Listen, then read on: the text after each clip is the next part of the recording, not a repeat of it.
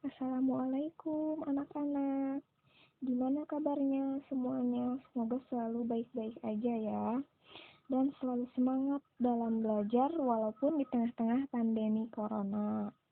Sebelum ke materi, pertama-tama Ibu ucapkan selamat bagi kalian. Akhirnya sekarang udah naik ke kelas 12. Alhamdulillah ya. Oke, langsung aja ke materi. Pada pertemuan kali ini, Ibu akan menerangkan tentang akuntansi transaksi pembiayaan musyarakah. Ya. Nah, kompetensi yang harus dicapai pada materi ini yaitu yang pertama, siswa dapat menganalisis pencatatan transaksi pembiayaan musyarakah pada bank syariah. Yang kedua, siswa dapat mencatat transaksi pembiayaan musyarakah pada bank syariah. Oke, lanjut. Nah, lanjut ke pengertiannya.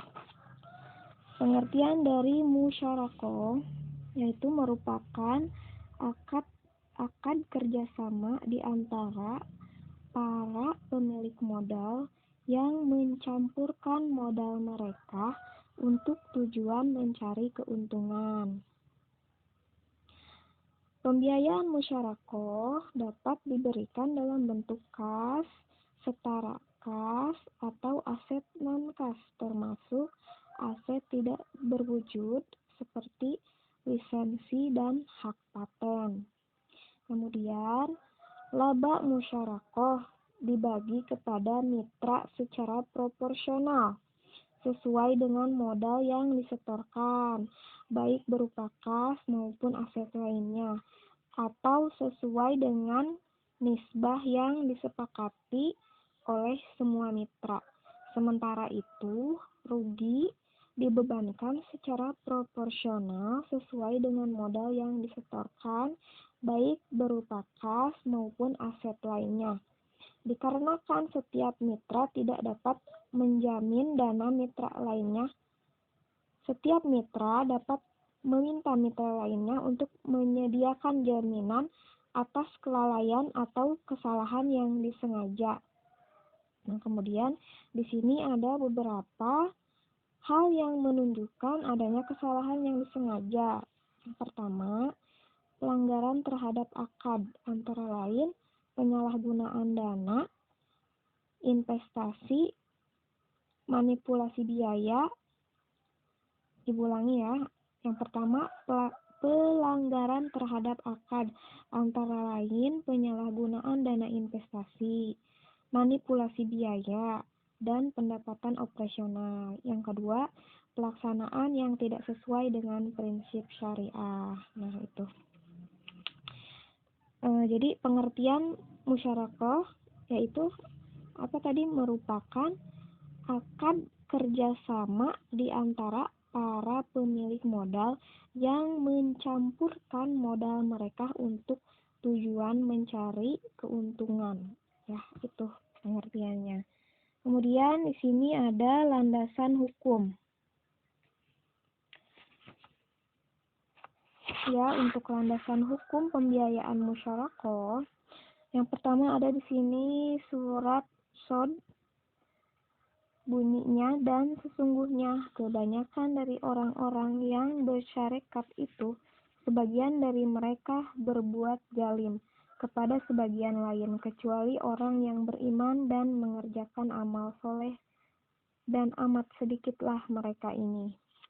Kemudian yang kedua ada di sini surat Al-Maidah.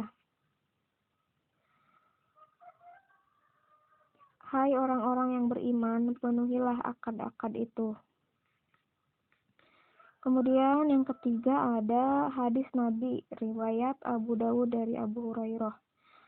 Allah Subhanahu wa ta'ala berfirman, aku adalah pihak ketiga dari dua orang yang bersyarekat selama salah satu pihak tidak mengkhianati pihak yang lain. Jika salah satu pihak telah berkhianat, aku keluar dari mereka. Ya.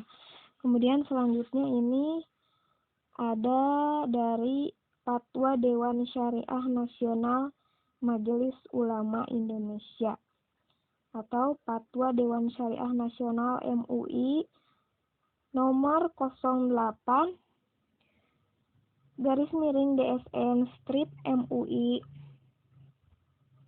garis miring 4 garis miring 2000 tentang pembiayaan musyarakah menetapkan hal-hal sebagai berikut.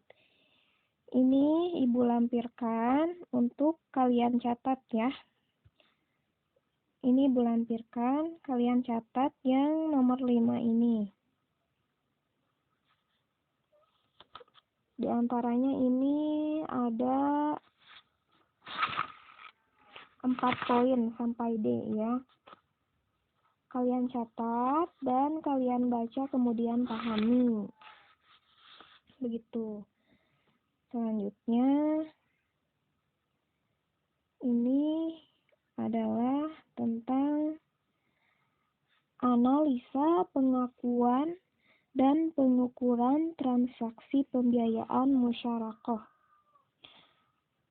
Pengakuan dan pengukuran musyarakah telah diatur di dalam PSAK 106 tahun 2007, yaitu sebagai berikut. Ini. Yang pertama, pada saat akad ya. PSAK 106 2007 telah mengatur perlakuan akuntansi musyarakah untuk mitra pasif, yaitu bank syariah sebagai berikut. Mitra pasif itu yaitu bank syariah ya. Yang pertama, investasi musyarakah diakui pada saat pembayaran kas atau penyerahan aset non-kas kepada mitra aktif. Yang kedua, pengukuran investasi musyarakah adalah sebagai berikut.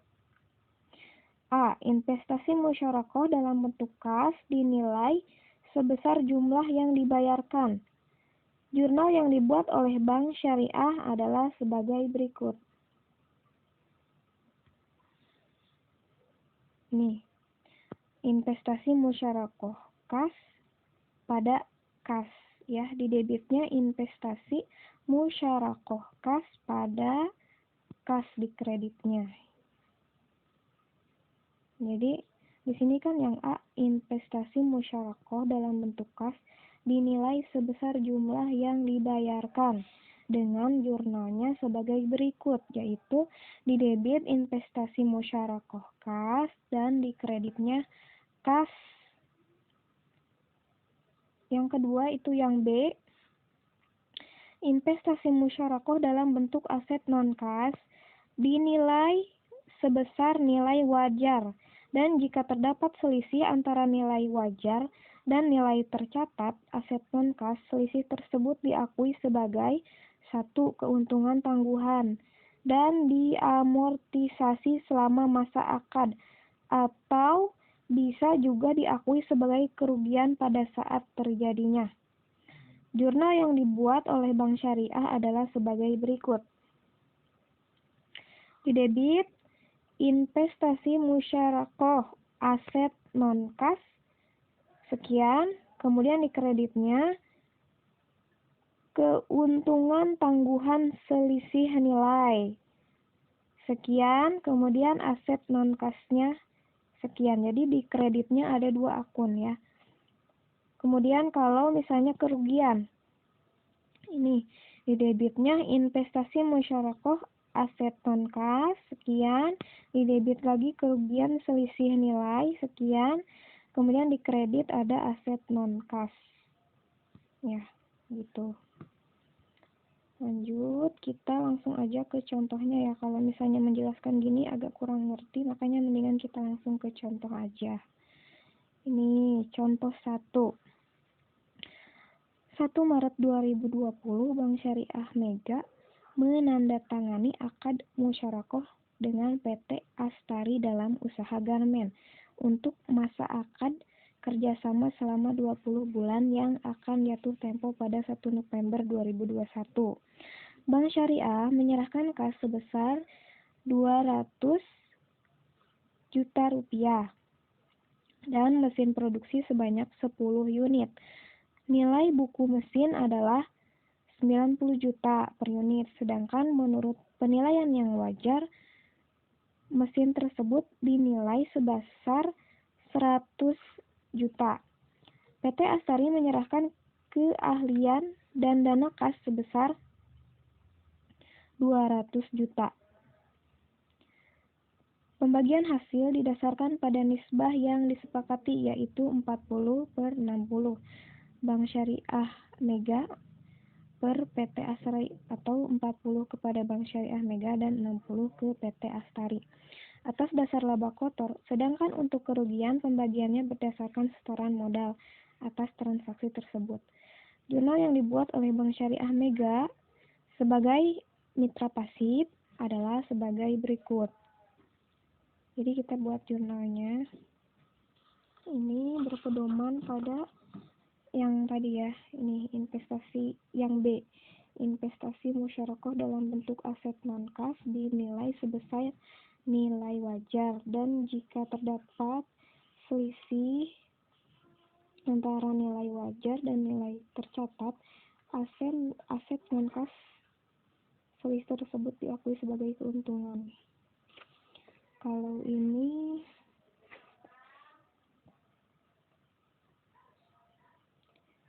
aset non-kas dinilai sebesar nilai wajar.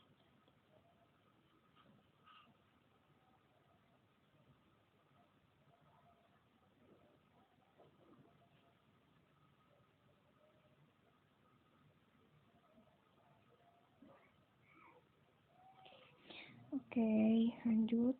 Berarti ini terdapat selisih ya, karena nilai buku mesinnya itu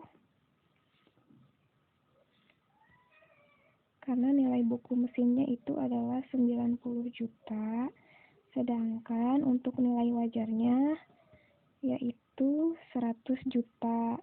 Maka ini terdapat selisih. Nah, menurut catatan kita yang tadi, apabila terdapat nilai selisih antara nilai wajar dan nilai tercatat atau nilai buku, maka selisih tersebut diakui sebagai keuntungan tangguhan.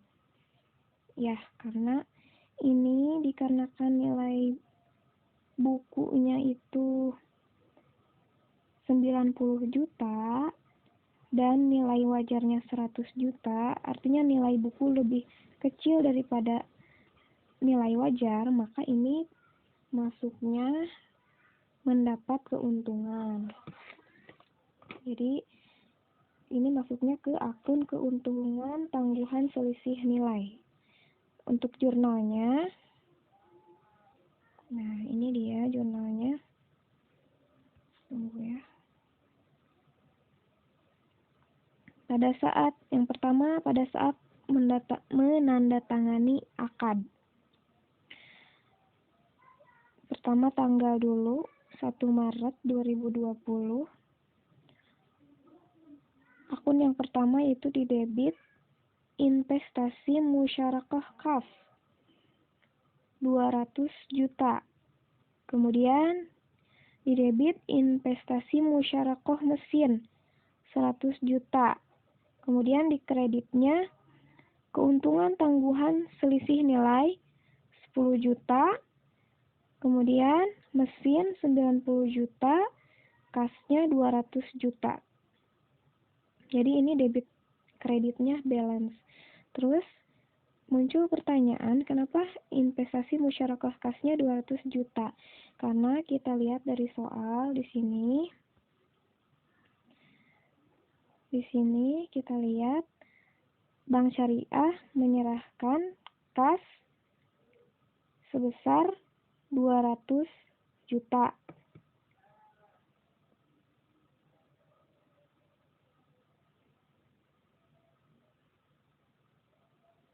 Ya, ini sama ini ya. Terus ada lagi ini, muncul pertanyaan mengapa investasi musyarakah mesinnya 100 juta. Karena ini di soal di soal. Di sini ada, menurut penilaian yang wajar, mesin tersebut dinilai Rp atau 100 juta rupiah. Ya. Terus, kemudian di kredit ada keuntungan tanggungan selisih nilai 10 juta. Kenapa? Karena ini selisihnya antara nilai buku dan nilai wajar, yaitu 10 juta. Jadi 100 dikurangi 90 sama dengan 10 juta. Lalu di sini mesin 90 juta, berarti ini adalah nilai bukunya ya, nilai mesin yang tercatat di nilai buku, yaitu 90 juta. Ya. Lalu kas 200 juta. Nah, ini jurnalnya. Jadi debit kreditnya balance ya. Begitu.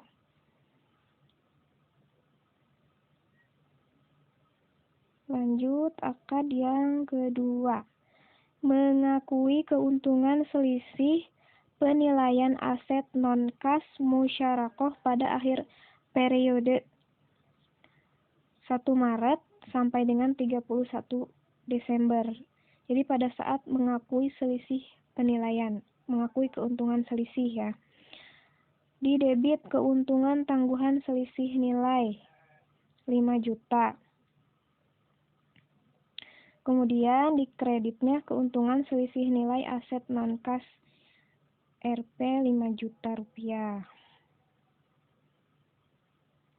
Ya, untuk sementara ini kalian fokus dulu pada akad yang pertama ya, dicatat.